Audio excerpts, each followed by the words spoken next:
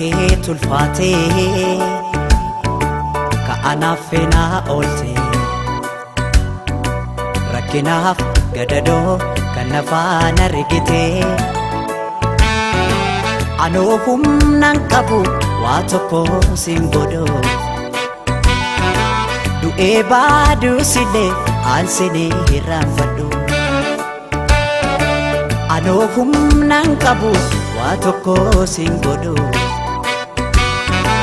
du'ee baaduusillee aansinii hirraanfadhu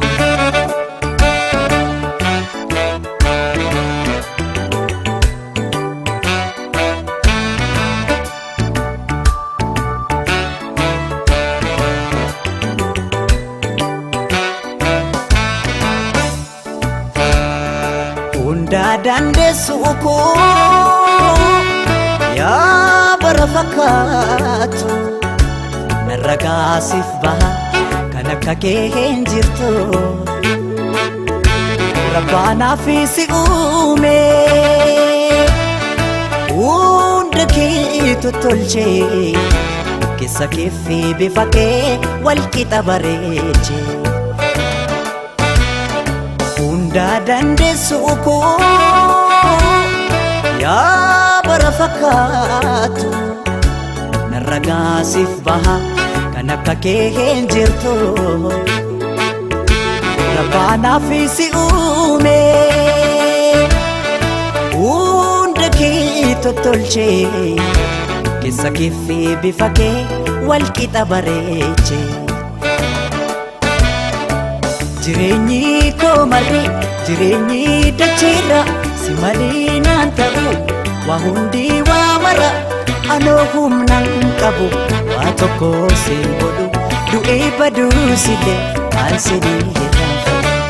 jireenyi koo marri jireenyi dacheerra si malee naan ta'u waa hundi waa mara anoo humnaan qabu waa tokko siin godhu du'ee baduusillee aansinii hirraanfadhu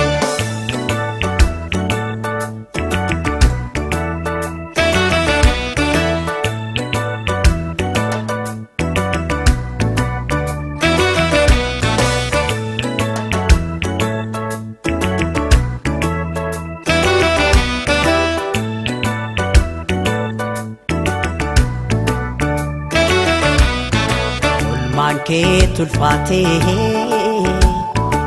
ka'anaaf feenaa oolte rakkinaaf gadadoo kan nafaan argitee anoo humnaan qabu waa tokko siin godhu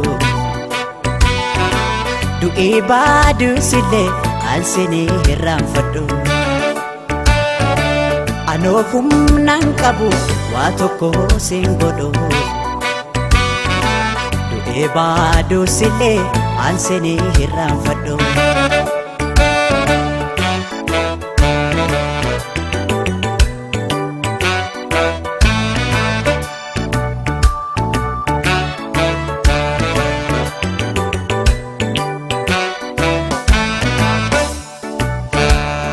kam himeen kam dhiisaa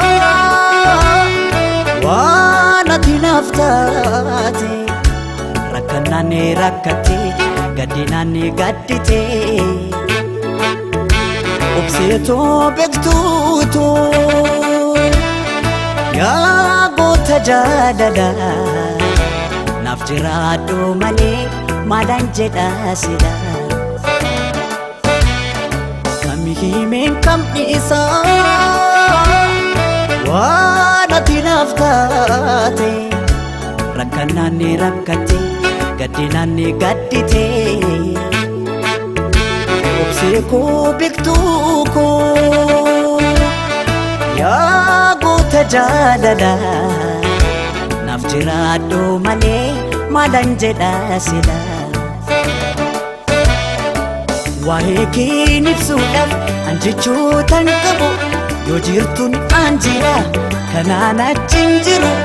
anoo humnaan qabu waa tokko siin godhu du'ee baduusillee aansinii hirraanfadhu waa'ee kee ibsuudhaaf an jechootan qabu yoo jirtuun aan jira